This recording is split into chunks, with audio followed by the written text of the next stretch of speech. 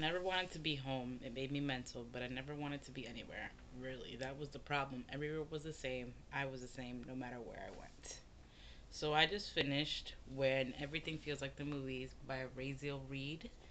And it's one of the picks for Canada Reads this year, which is like this thing where people like debate about which book should win something. I'm not exactly sure what it is. Jess and Jason need to inform me more, but it's very prestigious in Canada. So I'm excited to like tune in and see what it's all about. So me and Jess decided to buddy read this because I wanted to read one of the contenders to see what it's all about.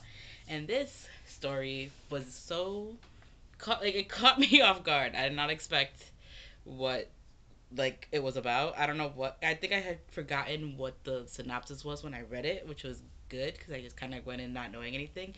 And it's based on a real story apparently, and I had no idea until I read it. Like I finished it in one sitting because I just had to. It's like 170 pages. I just devoured it because I needed to know how it ended because the thing is crazy. So rambling aside, this features Jude. He's the narrator, and he has horrible circumstances. He's bullied all the time because he's gay, and he deflects it by believing that he's like a glamorous Hollywood star. Like everything is like the book is the chapters. I noticed after a while it was like scenes, like cut scenes, and like in the writing itself, you see that he's like the paparazzi and like he's very like funny in that way. And it didn't catch on until like with the titles, especially. I was when I was reading it, I was like he literally is flawless. Like he's like I don't care. But yeah, his life was very difficult, and then no, like learning what happened after I read it, I was like, oh my god. So if you don't want to be spoiled, don't read what happened, like how the story is on, because then it'll kind of spoil the ending for you. And I didn't know how it was gonna end, so I was like, what, what? So read it just knowing that things go down. Things go down. At first, I was kind of confused because I didn't know if Jude was transgender because the people that were bullying him would call him like yes the normal things faggot and gay and such, but also like girl things, and it was because he painted his nails, he liked to dress up. And I was like, is it because he was transitioning? Is that what they were like bullying him about? But that was just like a facet to his. It was just a part of him. It was like what he liked to do. So after like when I read more about it after I finished it just now, I got like I understood and like reading it as I went along. I was like, okay, he's gay, and he's so like people are apparently saying that he's very vulgar. I thought it was at first. Literally, I was so shocked because the first couple pages, you're like, "What?" Because I don't know why. For Canadian literature, most of it has been very lovely, very beautiful, but with this, it just caught me off guard. I was like, "Wait, did he just say that?" And it was flawless. And like, there's one that was like, "If only Facebook stalking were illegal, my dream of being a prison bitch would have come true." I have cackled many times reading many parts of this book, and if you just heard that line, like these are the kind of things you'll encounter if you read it because it's such a great thing, and you kind of see how like sassy the writer himself is because he's queer as well, which I think is fabulous, and I think there should be so many more stories. I need to read more stories like this, apparently, because I don't read. I thought I did, but looking back, I'm like I haven't read that many, except like what one, two, maybe three last year, which is unacceptable. And that's good. So that's another resolution in the making.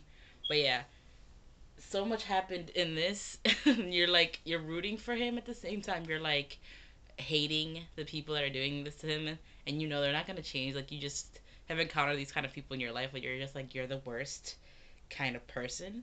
And um, going back to his home life, like his mom was a dancer, like it's a stripper.